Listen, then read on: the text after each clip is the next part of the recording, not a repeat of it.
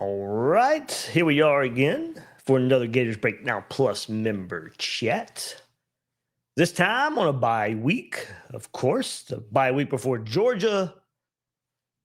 And, there's a football game coming up, but with Florida on a bye week, and of course, with the firing of Billy Napier a week ago, talk just centers around the coaching carousel for the Gators, coaching search, all that good stuff. So everybody, welcome to another Gators Breakdown Plus members chat. If you're not a member yet, what are you waiting on? You can join Gators Breakdown Plus. Take part in chats like these, all for as little as $3 a month to get access to this Discord, ad-free episodes, all that good stuff right here that you can find on Gators Breakdown Plus. So thanks for hopping in. People hopping in, joining in. Thank you so much. Another Sunday night we do this. But, of course, a lot of action over the weekend for some Florida candidates. Everybody really honed in on the Ole Miss-Oklahoma game, of course, watching Lane Kiffin and the Rebels and what was going on there in Norman, Oklahoma. Pretty good game there in the end. And some of the other candidates that were out there were Brent Key in Georgia Tech, Arizona State, Kenny Dillingham, Jed Fish in Washington. We can get into it all, or however you want to go this. Of course, watching Texas A&M LSU late on Saturday as well, and now the fallout from that on Sunday, where it just kind of looks apparent it's really just a matter of time before Brian Kelly is fired or moves on from LSU. Usually when it gets this far and it gets this ugly, there's no coming back from it. So as we sit here and record this around 7 o'clock on Sunday evening, it looks like Brian Kelly still has a job, but we'll see where that one goes, as there is a lot of movement in Baton Rouge. So what does that mean for the Florida opening? We can talk about that. How, of course, Lane getting that win in Oklahoma. What does it mean timeline-wise, all that good stuff.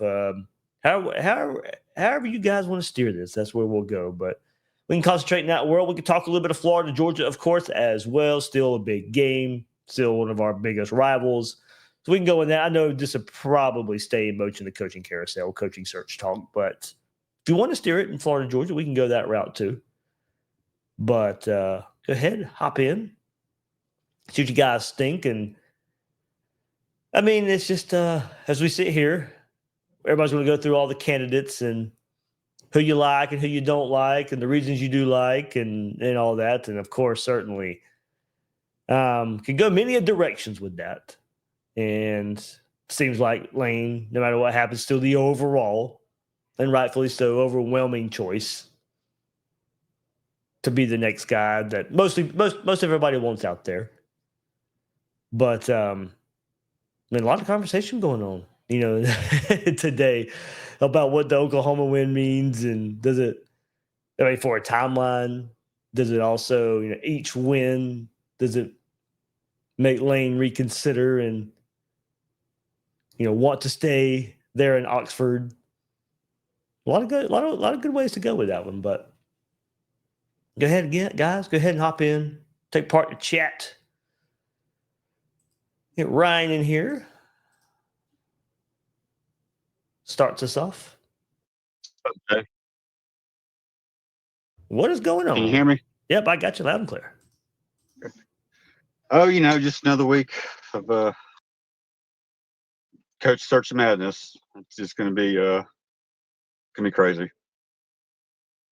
It is, man. But yeah, I guess I'm kind of like you. The Lane winning probably wasn't the best case scenario for Gator fans who were hoping he chooses Florida.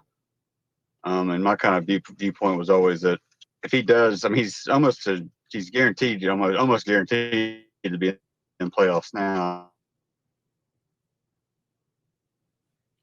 I think we lost you there for a second, Ryan.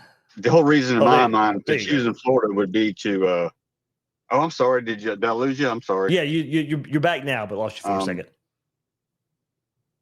Okay. Sorry. Yeah, the only reason he would choose Florida over Ole Miss is because he can't win a championship, in my view. That's the next step. Yeah. But a deep playoff run may sway him to think maybe he can do it at Ole Miss. Yeah, I think the way to look at that is maybe he already has the decision in mind, so it would have to sway him. I think at least a lot of us on the orange and blue side of this thinks, his mind is made up and probably leaning Florida now, but not a complete decision, and things can change, certainly. But I've brought it up. That's been my concern. That's been my main concern the whole time is each win is like, all right, maybe I can do this here. But it's still, for me, I think it's still a mark of consistency. Yeah, you might can do it once. You did, no matter what, no matter how this year transpires, I still think last year's Ole Miss team is better, would beat this year's LSU team. That was his best team. I think, and one reason we're so kind of ticked off at the situation Florida's in right now is because we knew this year for college football was open. And that's, to me, allowing a team like Ole Miss that was kind of picked mid-tier of the SEC this year to take advantage. Look, their best win is what, LSU? And we see the turmoil LSU's going through right now. So they're taking advantage of they're taking advantage of a schedule, and full credit to them for doing it. I'm not trying to slam them. It's another example for me of this season playing out in a lot of ways like we thought it would, that everybody's coming back to the pack. It is so congested that a team can take advantage. And Ole Miss is taking advantage. So that kind of, I don't know if that's where you were about to go, and maybe we're talking it out here, but does that kind of solidify Lane as like, you know what, if college football is going to stay like this, maybe I can do it at Ole Miss? Because look, he has built something special there. And there's no doubt about that. I've kind of been putting this message out. I wouldn't blame him from staying. I really wouldn't. But no. I mean, his family's there. Yeah. I mean, there's plenty of reasons to stay. No doubt. Yeah, but it's just, I still think the consistent winner, and maybe this is orange and blue glasses, and I'll fully admit that. I still think the consistent winner, winning big, look, there's no doubt in my mind, Ole Miss can probably play about what Florida's going to pay for him, for staff. Their collective is every bit as good as Florida's collective right now. I mean, they got off to a much better start. Florida's took some time to catch up, but there's not much separation there either. It's about the other resources. I still do think, in the end, I think Ole Miss, he probably got aggravated a little bit. Ole Miss did lose some staff members in the offseason, I think to LSU, if I'm not mistaken. Could they afford to keep him there? I think they will make a concerted effort if that's a worry of Lane Kiffin's. Will they come off the wall a little bit more for things like that? For players in the state of Florida, I still think NIL can be better. The NIL outside of collectives can be a bit better. But there is, a lot to sticking with what you've built. But I think Paul has said it, and you guys have kind of echoed it. Is Ole Miss really his last stop? I mean, is this where he's going to be for the next 10, 15 years? Or does he want to go ahead and make the jump and get to that, I think bigger level. There's still more of a spotlight on you at Florida if you get Florida rolling than there will be ever at Ole Miss, even if you get them rolling. It's not the same. It won't be the same. And you got your peers at big schools at, Kirby at Georgia, Sark at Texas. I mean, there's still levels to this thing, but I can see scenarios where, okay, I've built Ole Miss to this, let me see it through, and I'll take my chances down the road if I have to. Yeah, I'm like you. I still think that you could be more sustainable at Florida. And is he? I say that only because it depends on how much value, and maybe his mind is, maybe he looks at it completely different. Maybe he doesn't see the value in high school recruiting because of his situation at Ole Miss, and he's proven, it's we can use the transfer portal and you can rebuild your roster annually, and it's working for him. But I guess we're just talking it out and speculating what's going to happen. It really depends on how far Ole Miss does get into the playoffs. I mean, if they're the first team eliminated, or they lose their first game, then he's probably like, yeah, I need more. I'm not going to get it done here. But he wins a couple games. Who knows? Yeah, for sure. It really is. It depends. And plus, we'll probably know. He'll probably at least have a decision for us, I would hope, by the end of the regular season or by the end of the SEC championship game, just because we've got to move on. We can't be waiting until January 1st for Lane Kiffin on the fence and be like, well, everybody else, especially if LSU opens up, because LSU probably takes who I would put as my number 2 spot, and that's if Lincoln Riley comes available. Well, he's probably going to be a top candidate for them since he was, 3 years ago, 4 years ago. Yeah, and he has a different agent. I think he has Trace Armstrong, so he's not playing in the Jimmy Sexton world. But you got to think Jimmy would probably want an answer too, so he can start moving his domino pieces. Yeah, we can't just sit and wait. Like Lane can't hold up the whole college football world. But I don't think it's going to come to that. I think whoever the right people are going to know before it's too late to know. It's really just going to come down to, does he want to leave or does he want to stay? And I don't think LSU is this is orange and blue glasses, but I don't think LSU is a competition for Lane. They could be, but I kind of feel like one of the things that is attractive to us is because of his wife's ties to Florida and, that he's idolized Spurrier. So I think it kind of is a dream job for Lane. So I don't think LSU is really a threat for him. It'd be, if it gets past him, then we got some issues because LSU is a top tier job and they're a threat to anybody, for the next, whoever the next guy is, that's who you're competing with if Lane says no. Yeah. Good point there. Everybody else, you can hop in too. Ryan, I want to get your thoughts on, let me come over because he couldn't make the chat, so he sent a message he wanted us to discuss, and it kind of goes to what we've been talking about. But Zach Tiggs 96 here in the Gators Breakdown Plus Discord, he says this is going to be long because I won't be able to make the chat, so I'm so sorry for this. But I've been thinking that the same reasons I liked Lane was the same reason I liked Dan, talking about Dan Mullen. So I decided to go look up some basic numbers, and I found some interesting data. If Lane were to take the Florida job, historical trends and data suggest that he could elevate the Gators back into national championship contention with just a few years. At Ole Miss, Kiffin has compiled an impressive 51-19 record, 729 winning percentage through 2025, including 4 straight 10-win seasons and consistent top 25 finishes. An elite run for a program traditionally limited by resources compared to SEC powers like Alabama, Georgia, and LSU. His ability to win at that level with recruiting classes averaging 22nd nationally and a composite score of 88.8 underscores his strength as a developer of talent and master of the transfer portal. For comparison, when Dan Mullen left Mississippi State for Florida, his recruiting average jumped dramatically from roughly 26 nationally to 85.9 in composite rating to 10.7 with a 90.7 rating. So jumped about 16 spots. A gain of 16 ranking spots, nearly 5 full points in a talent score. That influx of higher caliber recruits translated in a jump on field performance as well, with Mullen improving his win percentage from 600 at Mississippi State to basically 700 at Florida, highlighted by back-to-back New Year's Six appearances and 11-2 finish in 2019. If Kiffin were to see a similar recruiting improvement upon arriving in Gainesville, his average class ranking would likely climb into the top 6 to 8 nationally, with a player composite rating of around 94 and a half, a level that rivals Georgia, Alabama, and Ohio State. Given his proven offensive mind, quarterback development track record, and adaptability with modern roster building strategies, especially in the NIL and portal era, such a talent base could push his annual record at Florida to the 9-3, 10-2 range with legitimate CFP potential in most seasons.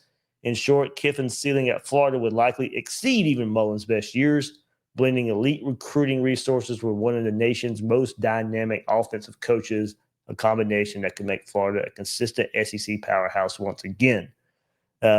Zach Tiggs can do some writing for Gators Breakdown with that. So yeah, that was good. That was good. But here's the thing: I have to punch back a little bit. Such a talent base could push his annual record at Florida to the 9-3, 10-2 range. Well, that is what he's doing at Ole Miss last year and this year. So how do you weigh that? But we're talking about consistency here. So that's 2 seasons in a row that Lane's going to have his team in college football playoff contention discussion as we get into November. But yeah, the talent pool is what a lot of us do point to as it is the difference, and why we keep saying consistency could be there, and you don't have to live in the portal. Look, you have to live in the portal at Mississippi State or at Ole Miss if you want to be in the situation that they're in. You have to live in the portal, and that's what he's doing. That's what he's doing well. It's such a short sample size still. How consistent is it? It's a valid question. It is a valid question. Yeah, and I don't think he would live in the portal if he did choose UF. I mean, he would utilize the high school recruiting, and I actually believe that he probably could be a consistent 6 to 8 class, bring in a 6 to 8 class. That's kind of one of the things I like about Kiffin. I mean, he's proven he can recruit. I mean, he did it well at USC and Tennessee. So the comparison to Mullen, maybe I could see it, but I guess he's compared some kind of like Mullen at Mississippi State as compared to Lane at Ole Miss. Give me Lane over Mullen. Oh, yeah, he's been more consistent. He's been more consistent at Ole Miss than Mullen was at Mississippi State as well. It's really funny about Lane Kiffin, man. He used to be, and I'm sure most Gator fans will agree that he used to be hated by just about everybody. I mean, he was just nobody liked him, and for whatever reason, for me, I guess whenever he went to Bama, he's kind of started.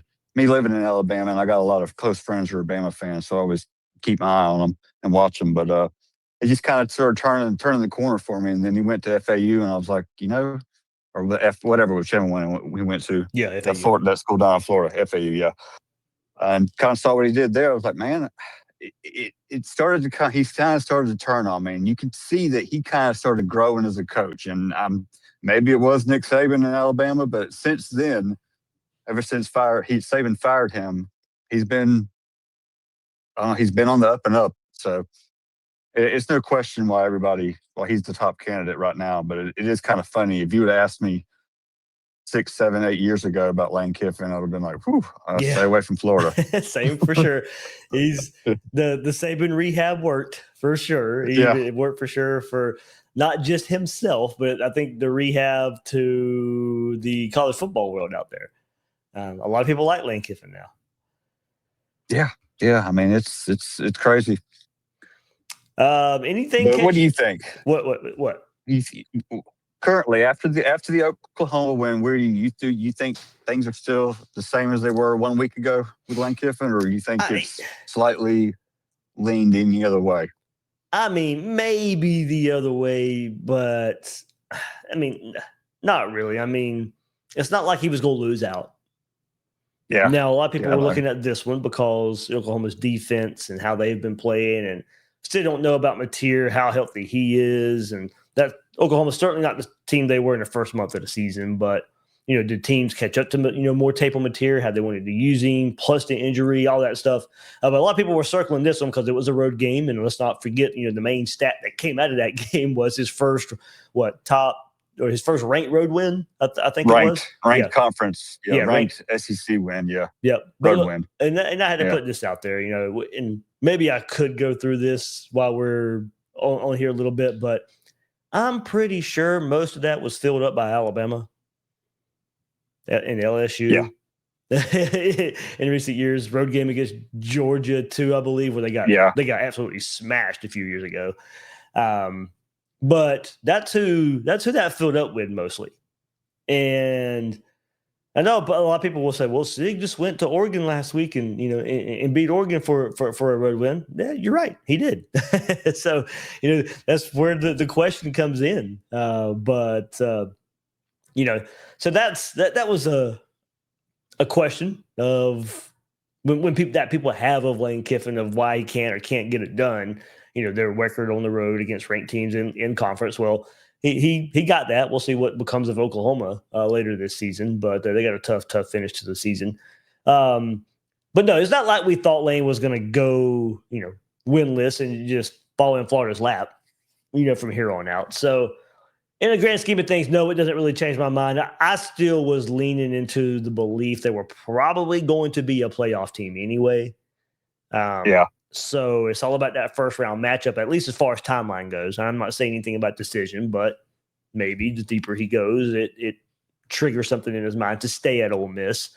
So no, it doesn't really change a whole lot for me. I mean, I know living in the moment and on that Saturday, and we got the fake reports of, him chanting to the crowd that he was going to stay. Yeah. But living in the moment, I guess, a lot of that came out, and yeah, you could see that, you could maybe you feel that in the moment, but I think a day removed, just not really much has changed for me in the feeling of Lane Kiffin, and I think his desire to maybe go to Gainesville.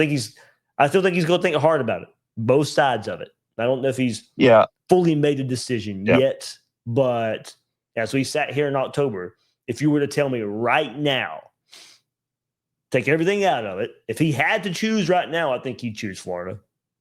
But we'll see what time does.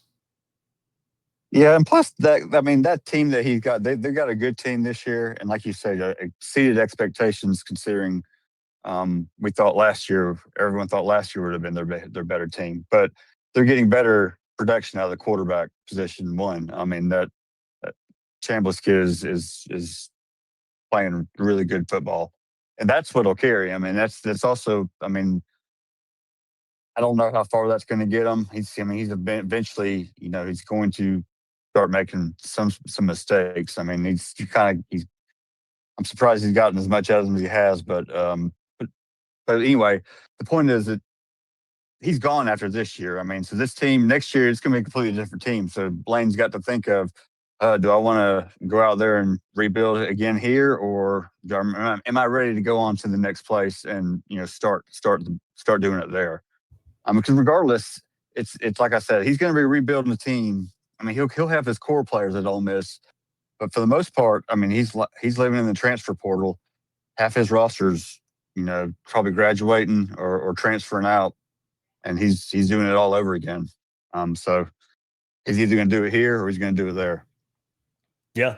Yep. Anything, Ryan? Everybody, you can hop in here too. Jeez, there's a lot of you listening. Guys, don't be shy. Yeah, a lot of you listening, not hopping in. Discord's been hopping all week. I know. Lane Kiffin this, Lane Kiffin that. This is gonna be the Gator Dave and Ryan show for tonight. Anything, Ryan, catch your eye about any of the other candidates out there that we're discussing? Well, I mean, I did like Brent Key in Georgia Tech did look good, but imagine that the one time I do call him out, when we did our Gator panel, and I called him out, just that margin for error, or the thin margin for error, and the one score games. There he goes, just blows out Syracuse. Yeah, and he did it against the coach that y'all also talked about, Fran Brown. So I mean, Fran Brown is definitely off the list. But yeah, man, I mean, if he wins the ACC, it's going to be if he wins the ACC, it's going to be he's going to be a hot name, and it's almost like if Lane does say no, that just sounds like a Strickland hire to me. It does. And look, we've talked about Kiffin the most. Pros, cons, a lot of pros lately. But if we go down the board, and I know I talked a lot about this, on the Gator panel, but. Probably worth bringing up Brent Key, because I think he is on the short list of those, magical 4 or 5 candidates out there that's being thrown around for Florida. I think he's on the list. I do think there's some, I did put the cons, out there last week of all the one-score games and the close games. And then just the questions. It's not pro or con. It's just how married is he to the power spread formation or, offense that he runs? Right now, I do think it is tailor-made for Haynes King. And why doesn't he get credit for elevating Haynes King? And that's, he did throw for over 300 yards yesterday too. So, it wasn't just run left, run right, Steve Adazio, Tim Tebow at times in 09. It was, we saw Haynes King throw the ball a bit against Syracuse, but is it? I do think him and Buster Faulkner, the OC, are really playing to that team's talent. There's a lot of misdirection. I love the misdirection that they throw at teams. I like what they're doing with King. I think they do have to run him. I think that's part of his game. I think that's part of their offense with him. You go and I shared it in here in the Discord yesterday. You go look at Faulkner's history, and he puts up points. He puts up yards. There's a lot of good passing statistics too when you dive into it. But that's Faulkner. But you give Key credit for hiring an offensive coordinator like that. So I think a lot of the question would be, if you do bring Key, if he is the guy, does Buster Faulkner get elevated to the head coach at Georgia Tech? Key has proven he can hire a good offensive coordinator. He's proven he can get the most out of his team. He's proven he can adapt to a team. I think build a good defense. But I asked myself, when I told you guys what I'm looking for in the next Florida head coach, it is don't turn Florida into something that it's not. Let Florida be Florida. Recruit Florida speed, use Florida speed. We haven't seen that from Brent Key. And that doesn't mean it's not there. But the sample size is so small that it is still going to be a question. And from what we've seen with this power spread, good luck keeping a DJ Lagway running that type of offense. Good luck keeping a Dallas Wilson and a Vernell Brown III running that type of offense. Yeah. He's going to have to sell. He's going to have to sell those guys. He's going to have to sell Strickland. He's going to have to sell administration on. I did what was best at Georgia Tech. I will do what's best at Florida. I will recruit the state's best talent. I will recruit offensive linemen that has been such a detrimental position at the university. I will recruit it and I will develop it better. But I will also use the speed that I have in this state that I didn't have before. At Georgia Tech, you have your limitations there. And I think he's doing great with those limitations. But, man, it is going to be such a question. I think with him, even if he doesn't fully buy into the Florida way, that all right, he can make Florida a respectable program and a good program. But I'm looking at this through the lens of a championship. And there's still going to be a lot of questions for me in his style of offensive play. Can he cater to what I think is the way to win at Florida? Yeah, I'm like you. That it's fun to watch. I just don't know if that style, if that's the style he came with, would he be willing to change? But then you got to look at, not that this is the deciding factor, but when you come to a situation like that and you want to try to keep DJ Lagway and Dallas Wilson and BB3, which he's probably, he's a legacy. He's more likely to stay anyway. But they're going to look at that offense, be like, probably not. And then you're like, well, that's not going to be the offense. We're going to run this. But then you still got to sell them on what that is and what that's going to look like. And you got to bring who you're going to bring it in. They're not going to know who that is. I mean, that's kind of the benefit of a Lane Kiffin, because you know what he's going to come in. You know what he's going to do. Correct. He is the offensive guy. It's his offense. He just so, yeah, I mean, but every candidate out there other than Lane Kiffin, you're going to have these question marks. Maybe Lincoln Riley. Like Lincoln Riley, you could sell DJ Lagway, you could sell Dallas Wilson, you could sell the offense. So like, I mean, they're going to score some points. Question mark will be defense with him, but he would be a good recruiter and they would score some points. Brent Key, what is Georgia Tech like recruiting now? Is it good for them, or is it just average for them, just kind of normal? Because that's going to be what's going to come down to. The Florida job, even though NIL and the transfer portal is changed the game, you still got to recruit. I mean, the best teams out there are still recruiting good in high school, and that's the bottom line. I mean, you're sure you may lose them after a year, but you still got to build that base through the high school. I still believe that anyway, especially at Florida where you got so much talent in the state. So yeah, Key is a big question mark there for me. Their class of 2026 is overall 48th right now with 18 commitments. See, that doesn't even sound like improvement. 2 4 stars, and both are at cornerback. Is their leading right now. They did, credit to him, and we'll see what this was like comparatively. So probably still some room to grow. Because if you go back and look at last year, overall 23rd.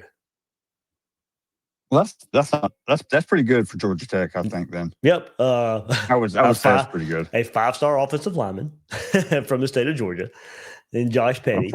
Okay. 2 more 4-star cornerbacks. So they had 2 4 stars committed for the 26 class, 2 4 stars last year at corner. All Georgia kids, though. So recruiting to stay good. Defensive line, a 4-star last year. Remember Peyton Joseph, who was committed to Florida at one point. Yeah. 4-star interior offensive lineman. He went to Georgia Tech. So last year, 23rd, and the year before, 51st. Well, isn't Georgia Tech his? Didn't he go to Georgia Tech and play at Georgia Tech? And 64 in 2023. So, definitely bucked the trend last year recruiting cycle. So I guess you'd have to kind of see what the trend would be. How he finished well last year and what would this year finish like. Yeah, that's not really that great. I mean, 23rd for Georgia Tech is good, but yeah, I don't know. But like we talked about, anybody past Lane, I mean, there's going to be question marks, and there's going to be. Well, there's even question marks about him. A chance. Question marks about him too. It's just a lot less to me. Yeah. That's that. I guess I should say it like that. It's a lot more. I don't know. It's less of an unknown with Lane than it is with everybody else. Yeah, I agree. John's in here, and then to make the transition, so that was Brent Key, destroying Syracuse yesterday. Eli Drinkwitz, Missouri and Vandy play. Missouri goes down. Bo Beulah gets hurt. He carted off the field, but it doesn't seem like that injury is as bad as they thought. So good for him. But as we're talking about coaching candidates there, top 15 matchup there in Nashville, Missouri goes down. And then, Jeff Brom's name, Kenny Dillingham and Houston goes down to Houston yesterday. Name not brought up too much, but, Jed Fish, his Florida connections gets brought up a whole lot. They bounced back and beat ranked Illinois yesterday, if that means anything to you. Way down the list, I think, if it gets to Jed Fish, but did get a win against Illinois. And then USF, of course, if you want to go G5 route, that would be way down the list as, Florida's candidates as well. USF goes on the road and gets beat by Memphis yesterday. What's up, John? What's going on, guys? The Brent Key thing, if I'd have questions about recruiting in the offense because I don't know. Yeah.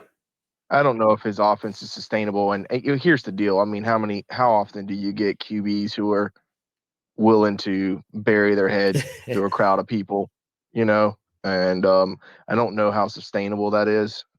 We were lucky enough to have one here. We really would have had two in Cam Newton, but we know how that went. But I have my questions there, but I would say them boys play tough ball though. And I would look forward to them being a hard-nosed team. I think that would be pretty all right, Yep. But I got a question. If Lane's out of the equation, and I'm just throwing this out there just for the sake of conversation, I guess. If Lane's out of the conversation, and we're down to the ladder coaches being, I think, primarily at this point Drink, and people are discussing Franklin. You have to choose right now, Franklin or Drink. Which way would you go? Give me James Franklin at that point. And I'm gonna assume because of the level of provenness there. Yep. Winning at Vandy first, so there is the SEC experience there. And James Franklin, I was going to go James Franklin out, so I'm glad you asked this because probably worth being brought up.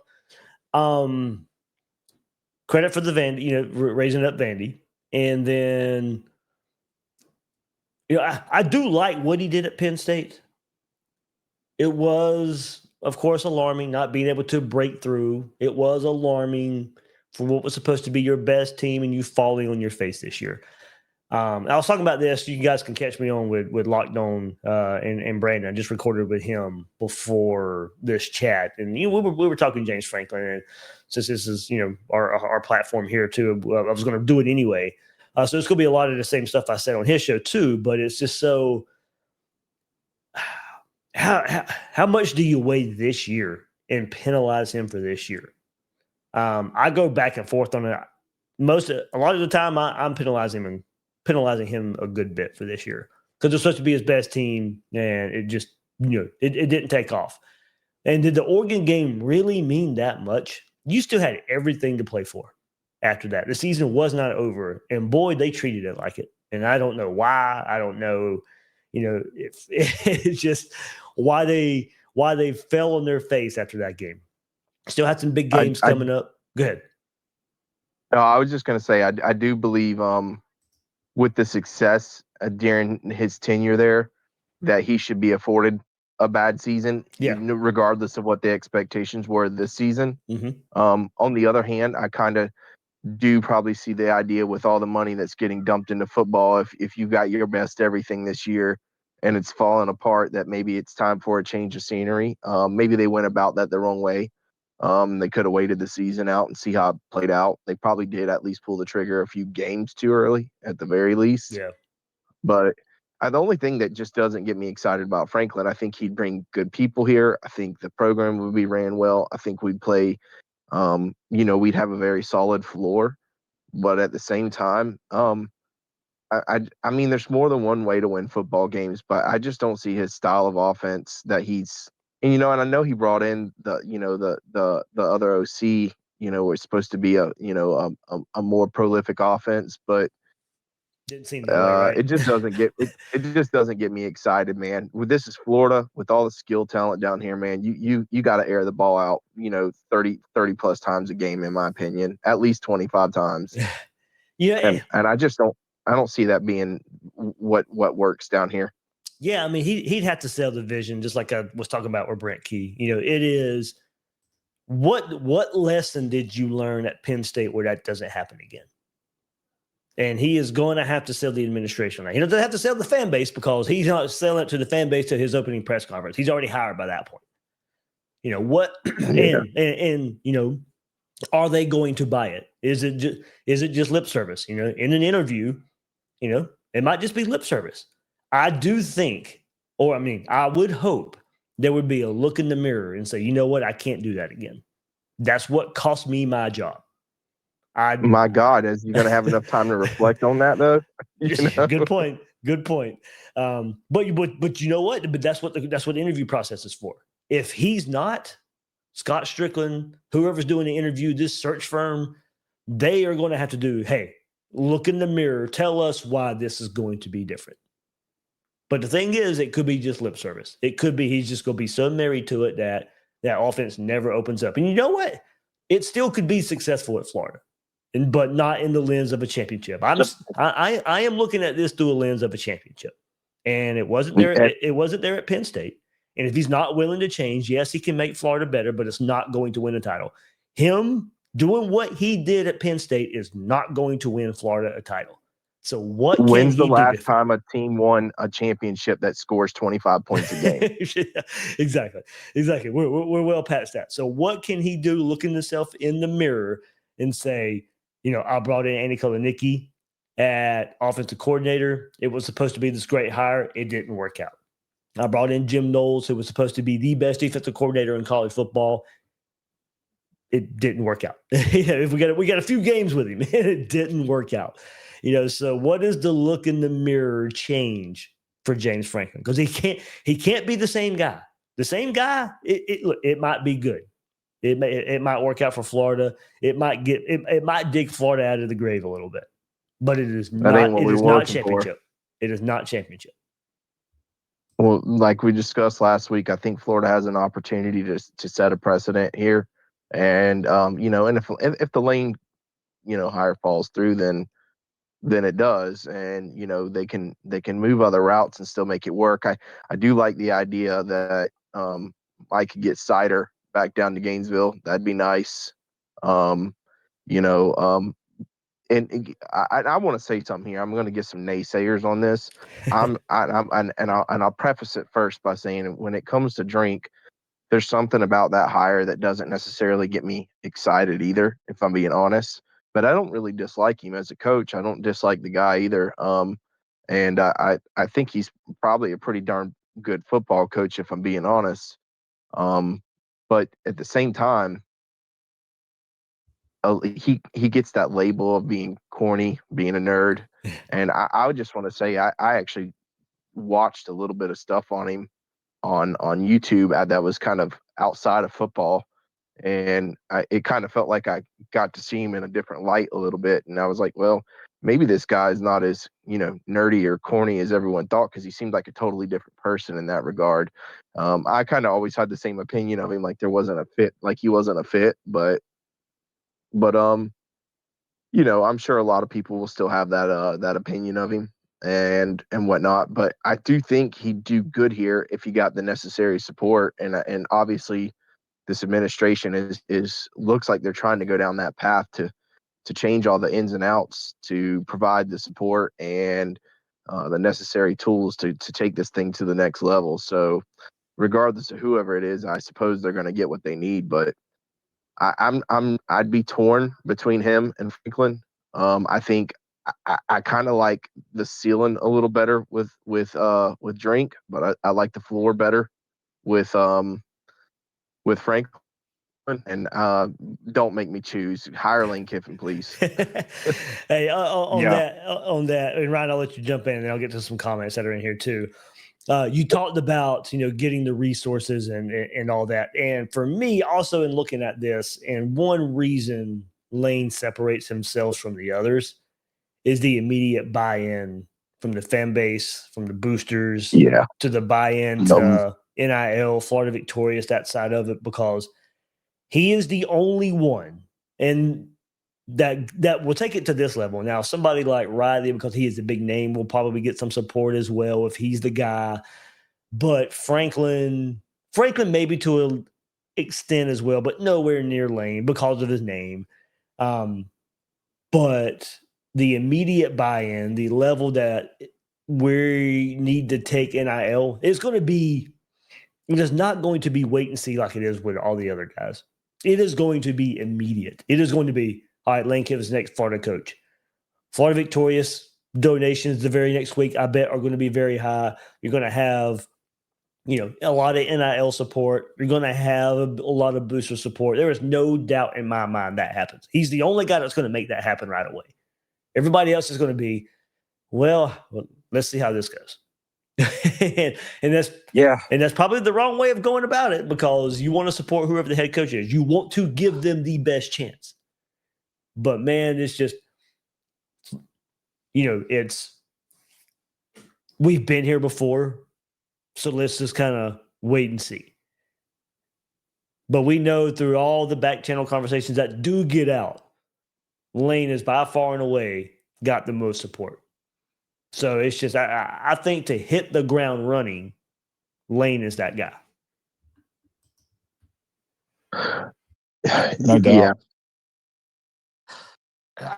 And I think Lincoln Riley, if he were to come available or even be a candidate, would get close to that, but none of the others. Drink definitely would be a wait and see, and it'd be a tough pill to swallow for everybody. And everything that John said about him is probably correct. I mean, he is a good coach. I mean, he's done really well at Missouri. I mean, other than last week, but I don't know enough about him just from watching Missouri, watching him, what he's done there on TV and everything. He doesn't seem like a fit for Florida to me. But I mean, if he's the hire, then like every other fan, then I'm going to get used to it, and I'm going to start liking him and pulling for him.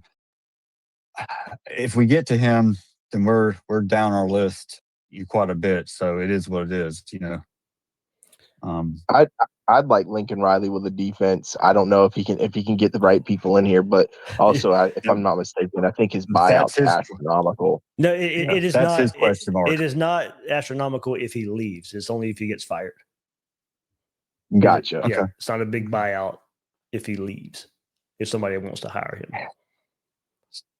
that's the thought anyway. That's the thought anyway. USC's private as well, so you don't get the buyout numbers and stuff. But I know the buyout number it came out. If he gets fired, it's really, really, really high. But it was like 80 million. Yeah, but not if he leaves. Not if he leaves. So you guys can chime in here. But CM Gator, to your question, John said Franklin. His choice. Duval Gator 904 said number 1 is Kiffin, and then a big space. Number 2 is Franklin, but I'm scared. Number 3 is if we get here, we should take a risk on an up-and-coming offensive coordinator. Best case, it works. Worst case, we're doing this again in 2028 with a hopefully better pool of options. And then he says number, I can't even see that right now, but 9391738 is Drinkwitz. So that would be what I think it was 93,917,382. There we go. So there were no comments in there, so I had to there were no comments in there, so I had to try and come up pretty close to where that would be. Eagle One Gator says, bottom line, we can't settle. Seems like Franklin would be a settle. This is supposed to be the most important hire. We tried to convince ourselves that Napier would work. It didn't. We should convince ourselves to Franklin. And Duval Gator 904 back in here says, I'm not going to act like I've been following Mizzou enough to have a qualified opinion on Drink, but with a little context I do have, I'm actually very unimpressed with him purely based on how Mizzou is an SEC afterthought year over year while playing arguably the softest schedule in the league over the past few years. That's valid. Yep. Yeah, I mean, it is. Yeah, drink would be a really tough sell. I mean, you could convince me on Franklin, experience and all that. I mean, we could get behind that, but if those are the next 2 guys on the list, then I'm almost, if we're at that point, then I want to maybe look at Will Miles' idea of going to NFL coordinator like Monken or Joe Brady and seeing if they're interested in being a head coach.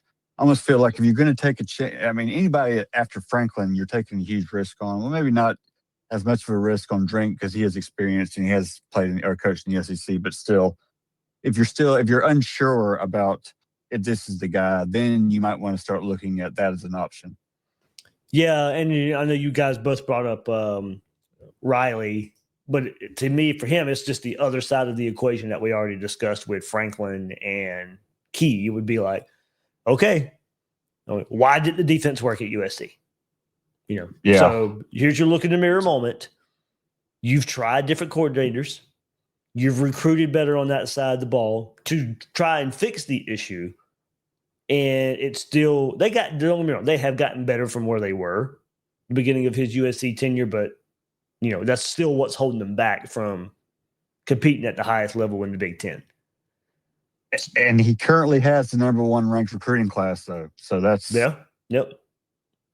I would chime in on just a little bit. And while his defenses weren't the best at Oklahoma either, but I'd honestly say that part of the reason is his defenses aren't as good over there is 2 things. I do recall, I believe that was last season, they were having a lot of maybe it was the season before, they were having a lot of locker room issues there, and that word was going around he was a little unhappy, and I'm sure that was probably kind of trickling down into the team and creating a little chaos within the program. But also, it's West Coast football. I don't really expect anybody over there to have a hard-nosed defense, if I'm being honest with you.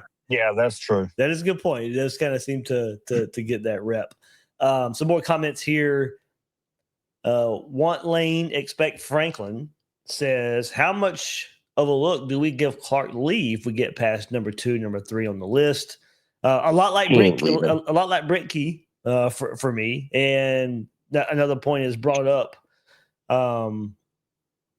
C. Jones says in reply to that, he has a terrible record when Pavia isn't the quarterback. That's kind of the same thing with Key. How much is that Haynes King dependent? Is it the quarterback making the coach, or is it the other way around? That is my biggest concern with Clark Lee, is how much is that Pavia mania? So, and then that Arnold guy kind of goes to the point where I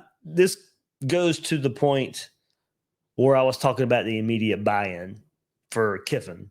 That Arnold guy says, I'm in trouble because I just want Lane. I can't get behind anyone else. I've set myself up for disappointment. And then there's a lot of 100% underneath that. I feel that. I do. Yeah, and that's what I'm saying. That's where a lot of the fan base is. Don't get me wrong. I know not everybody's on the Lane train. I completely understand it. I get it. And I know that to be the case, but a great majority are. And that sentiment right there is just a perfect encapsulation of going back to my earlier point. There is so much immediate buy-in that this thing just gets off the ground. It doesn't mean it's going to work out, but I guarantee you the offseason, the other aspects you want to be better in, and where support matters and donations matter and stuff, that's going to be taken off really, really well. There's never been this much like buy-in from the fan base for any coaching candidate, and probably maybe Muschamp, once his name got leaked that he was a candidate for the job, it felt like a lot of people got behind that, but I don't think it was that much. So there's no candidate that I can remember since Urban Meyer where everybody's been like, yes, this is the guy. This is like the majority of the fan base is all in on this one guy. Yeah, because the Muschamp hire was completely surprising. Like you knew, yeah, you're right. Now, because there wasn't the weird stuff happened with Urban. Urban comes back for the 1 year, but he was the head coach in waiting at Texas, so he wasn't really on many people's list. It wasn't like, all right, we want this guy, that guy, that guy. Right. Muschamp was at the top. It was just like, well, he's the head coach in waiting at Texas, so he's not gonna be on anybody's board. And then lo and behold, so that's how that one worked out. So that one, that's right. That was a little weird on how. Really, there hasn't been one since the Urban Meyer hire. Right. And you know what? Muschamp could have been that guy if he wasn't the head coach in waiting at Texas. Like he could have been all right, this is the guy everybody wants. And he kind of was in a way, but not like this because he had that head coach in waiting title. I think about it. Oh, I was going to say the Urban Meyer hire. There was a lot of people that wanted Bob Stoops. During that, so he wouldn't have been a bad hire by no means. I got a quick question, and just because I'm just not for sure, those rumors were going around that Freeman said no. Were those actually ever validated? Did he actually turn down the offer? I do believe so. That seemed kind of quick for someone who was actually interested. Yeah, maybe so. Some more comments here. Let's see. Want Lane, expect Franklin Childs back in. How much focus do we put on quarterback, though, with a coach at Vandy? Pavia isn't playing defense and shutting teams down. P. Rich brings up a good point because I brought up Kenny Dillingham and how much I like him. He goes, I know Dillingham isn't on the short list, but why doesn't he get the same treatment as Key and Lee with having Sam Levitt?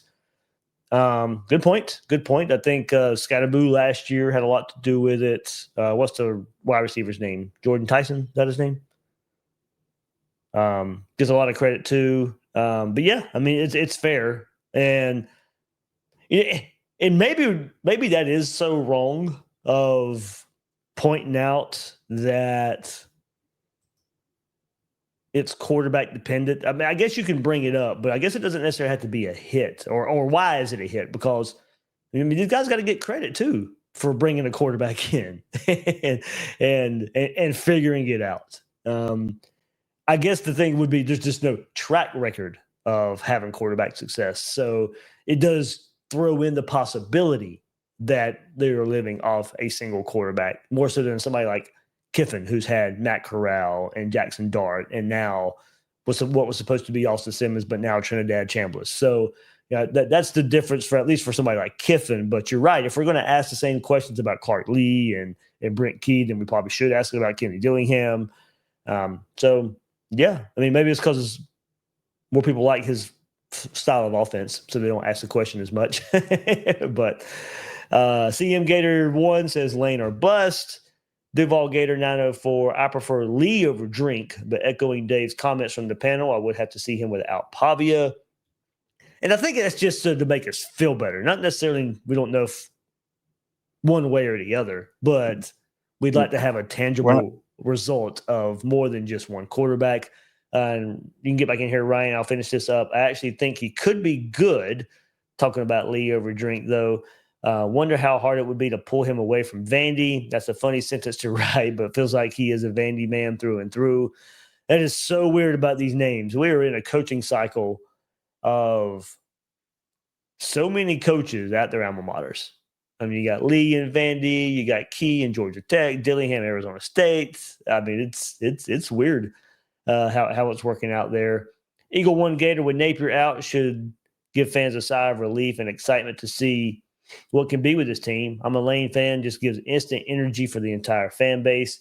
And then Ethan says, do we expect an answer from Lane by the end of the regular season? Got to wonder if LSU coming open speeds up the carousel so Sexton can get all the chess pieces in place. Certainly an angle to all this for sure. And Yeah, I think so. yeah, it's just so Or at least weird, by man. the SEC championship game. I mean, if they're in the college football playoff race, does he want it out? I mean, and the thing is, if he lets anybody know a decision, it's going to get out. It is not going to stay wrapped. Yeah. It is not going to stay wrapped up. There's just absolutely no way in this day and age it stays wrapped up. I don't know. I don't know how they will approach that. I honestly don't know. I don't know if I expect it or not. And I feel fine saying that. I know if somebody would like a yes or no answer out there. I don't know how they'll play it. I do think there's a lot of value in what you said about Sexton wanting to know where all his clients are going to be and who they can fight for. So maybe so because of that angle. But yeah, I literally don't know. I don't know how it will play out. My thought would be no. But that would be my thought because I don't think Lane would want to do that to Ole Miss and want him to do that to his team. But there really may not be a choice. I honestly do not know. It's a tough situation regardless. It's tough on Lane if he's on the fence and still thinking about it. I mean, because he puts pressure on everybody else. Like, it's crazy, but I mean, right now it literally is like the whole college football world. Anybody who's looking for a coach, it's all centered on Lane Kiffin and how it goes for him, what he decides, so the next move can be made. You know, like I said, LSU may not be. They're going to go after Kiffin too. I still feel like we would have the edge over them, but it's going to be crazy. Especially once that LSU news drops, it's just going to become even crazier. I mean, yeah, he's kind of holding up everything. It's going to be on him before anything else moves. It feels like. Yeah. It's a lot of power. Yeah. And Ethan brings up a good point. You know, an unprecedented situation where portal changes, expanded playoff, etc. I mean, yeah, that is true. I mean, that is, you know, Brandon and I were talking about on his podcast, and I brought up, you know, there's so much conversation about, college football is a lot like the NFL, and I'm still not there yet. Recruiting is different than the draft. The portal is different than free agency. The length of, guys can move around every year if they really want to. And now bringing up this point too, just the schedule of it all is so much different. I mean, the NFL doesn't go through this. You don't have to worry about a coach, leaving for another program, and that they have to get him in, by a certain time because of recruiting and because of all the other responsibilities that you got to have. The NFL, they'll let it play out. They'll let it play out till after the Super Bowl. And there's no benefit in having to get somebody in early.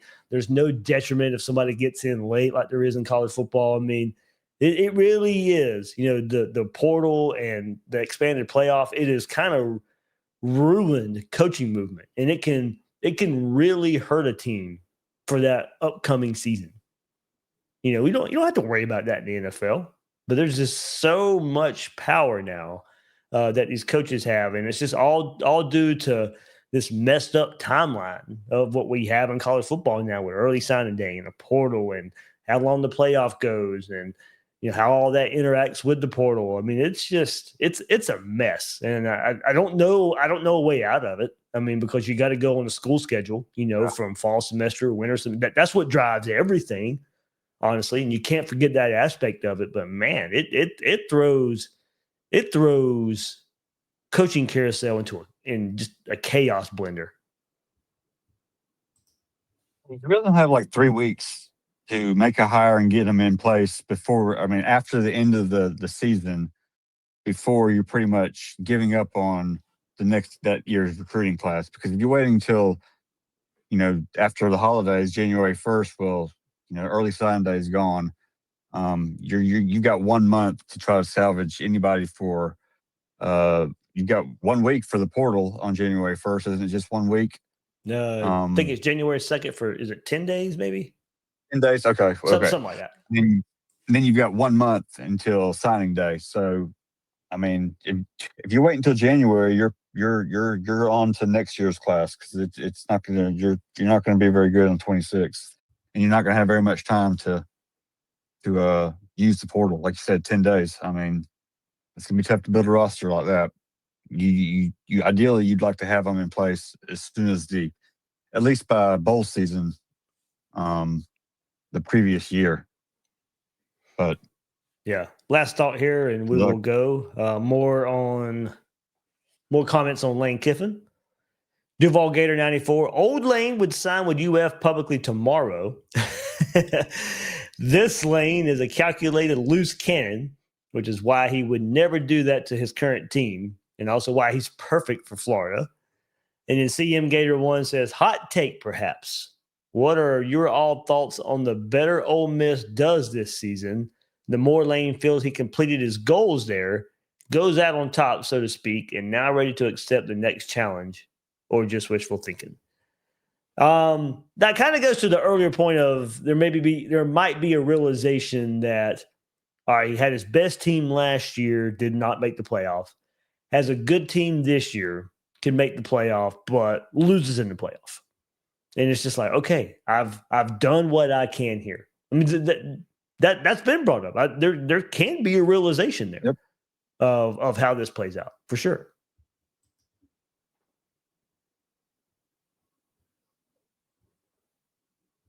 Anything on that, Ryan? And we'll call it a night. Yeah, that's it. Like I said, we did the worst case scenario is a deep playoff run. I mean, first round loss will probably be all right. He'll probably, like you just said, he'll think that's he's reached his max potential there. Oh, all right. Well, we'll see how we'll have a football game to talk about next Sunday. But I know it's hell with Georgia. It's a hell with Georgia. John, thanks, man, hopping in here too.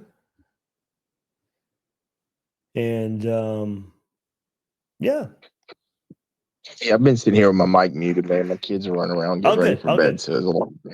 Yep. About to go do the same thing. Go help finish up some homework, and we'll calm it down on a Sunday. But guys, thanks once again for being members. And yeah, like you said, next week we'll have a game to talk about, and I know some more coaching to talk about as well. But interesting week coming up for the Gators. As I said, we got the interim, maybe some surprises on offense as Florida takes on Georgia and Jacksonville. So we will discuss that all this week, Florida and Georgia, and the latest that, whatever comes out around these coaching circles. We'll be sure to cover it all in Gators Breakdown this week. So for all the Gators Breakdown Plus members in here and the ones who joined, thank you so much. And that will do it for this Gators Breakdown Plus members chat. Go Gators. Go Gators.